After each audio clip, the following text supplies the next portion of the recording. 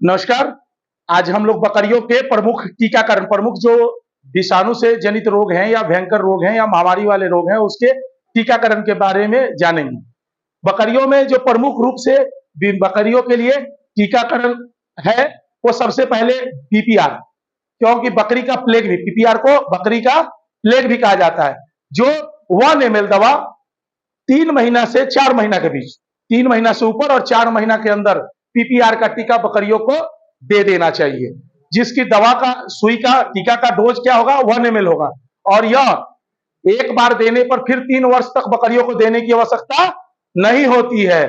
यह एक बार मतलब फिर पुनः यह 3 वर्ष के बाद की आवश्यकता होती है। तब तो क्या होता है, हमारे बहुत सारे बकरे बिक चुके होती हैं, बकरियां बिक चुकी होती हैं, तो हमें क्या होता है, रिस्क टेक करने में बनता है, मतलब हम पे बकरियों पर रिस्क कम होता है। बकरी की महामारी, पीपीआर को हम बकरी का महामारी या बकरी का प्लेग कहा जाता है।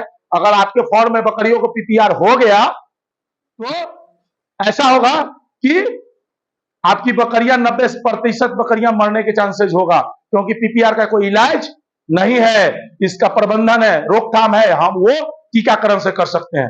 दूसरा है FMD, foot and mouth disease. इसका टीका साल में 2 बार लगता है। एफएमडी का टीका वर्ष में 2 बार लगता है, ठीक ना?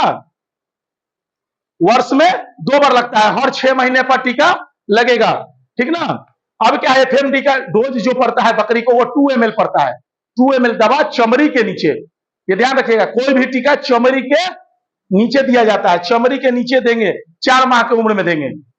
4 माह की उम्र में पहली बार उसको टीका पड़ेगा, ठीक ना? ऐसे जब वयस्क बकरी हो गई है तो उसको साल में 2 बार, प्रथम बार टीका 4 महीना से ऊपर में पड़ेगा। एचएस का भी वैसे ही पड़ता है, साल में 1 बार। ईटी, अंतरजुआ, इसका भी साल में 1 बार पड़ता है, वर्ष में 1 बार पड़ता है, 2 ml दवा। गोट पॉक्स, जो पॉक्स बताए बकरी का चेचक, वो 2 ml दवा, ये भी वर्ष में 1 बार पड़ती है। एंथ्रेक्स, एक एंथ्रेक्स बीमारी होता है, बड़ा खतरनाक बीमारी होता है, लेकिन इसका वजूद बहुत कम है, बकरियों में नाक के बराबर देखने के लिए मिलता है, लेकिन इसकी भी टीका करती हुई 4 महीने की उम्र में पड़ता है, और ये भी वर्ष में 1 बार पड़ता है। ऐसा है कि एक बीक्यू भी होता है, बकरियों में भी बीक्यू होता है, ब्लैक क्वार्टर। बीक्यू बीमारी क्या होता है? गिल्टी वाली रोग होती है, जहां भी मांस चुतर होता है वहां घाव हो जाता है, और उस घाव को कीजिएगा तो चुचुराहट की आवाज आएगी, और हाथ रखिएगा तो वहां का पार्ट जो होगा गर्म होगा, हीट होगा, बाद में क्या होगा, फट के ऊपर सा काला होगा, उसी को बोलते हैं बीक्यू, ब्लैक क्वार्टर। ये भी 6 महीना से ऊपर वाले को बच्चे में पड़ता है, और वर्ष में 1 बार पड़ता है, 6 महीना से ऊपर वाले उम्र को पड़ता है। और टेटनेस, टेटनेस का टीका वही 0.05 ml, बकरी को टेटनेस का जो टीका अगर देना होगा तो वह 0.5 ml ही दिया जाएगा। जब टेटनेस की आवश्यकता पड़ती है या बधियाकरण करते हैं, या जब भी वैसा हो गया तो टेटनेस का इंजेक्शन देना पड़ता है। टेटनेस जो है वो टीकाकरण के अंतर्गत आता है। अब क्या है कि हमें अलग अलग, अब इतनी सारी टीका है तो कंफ्यूज हो जाएंगे कि कब कौन देना है और कब कौन नहीं देना है। अब क्या है कि बहुत सारा ऐसा है टीका कि 2-3 में मिश्रित आता है। आप जब दुकान पे जाइएगा, 50 बकरी 100 बकरी का भाई लाता है, 50 बकरी और 100 बकरी का भाई लाता है। इसे राज्य सरकार के द्वारा ब्लॉक से भी टीकाकरण कराया जाता है, लेकिन हम अगर बकरी पाले हैं और राज्य सरकार के भरोसे रहेंगे तो उसका जो टाइम आएगा था ना टीकाकरण करेगा, मालूम चला हमारा मर गया तो जाएगा हमारा, सरकार का क्या जाएगा?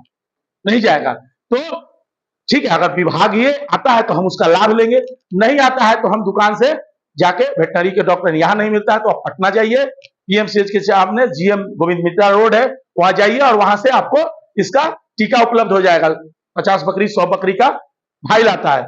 अब क्या है कि इसमें क्या होता है, एफएमडी, ईटी, एचएस, ये 2-3 या पीपीआर का अलग होता है, मतलब ये सब एक ही बार, मतलब एक ही टीका देंगे, और ये सब बीमारी का एक तरह से सम्मिलित भी आता है, अलग अलग भी आता है। आपको 2 देना है तो 2 का भी सम्मिलित आता है, आप जाइएगा तो आप पूछिएगा तो बता देगा और दे देगा।